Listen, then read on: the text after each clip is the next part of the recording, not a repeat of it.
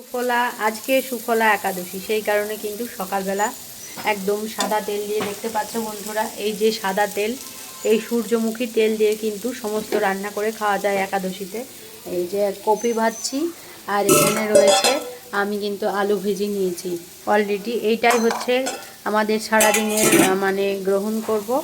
আর সাথে থাকবে ধরো দুধ, ফল, সাবু, মিষ্টি ভেজানো শরবত, এই গ্রহণ করে সারাদিন কিন্তু দিব্যি চলে যায়। সাথে একটু বাদাম ভাজা থাকবে, ব্যাস এরকমভাবে সারাদিন একটা দিন পার হয়ে চলে যায়। এতে কোনো ভয়ের ব্যাপার নয়। যারা একাদশী করতে যাচ্ছ না তারা কিন্তু অবশ্যই মানে এটা করার চেষ্টা করবা।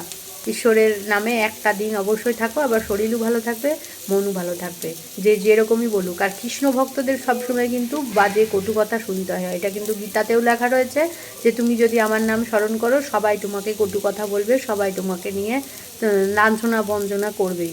তো অতএব ভগবান এটা আগেই বলে গেছে, এই নিয়ে চিন্তা করে লাভ নেই। অবশ্যই তোমরা একাদশী করো। সবাই সুস্থ ভালো থাকো, নমস্কার।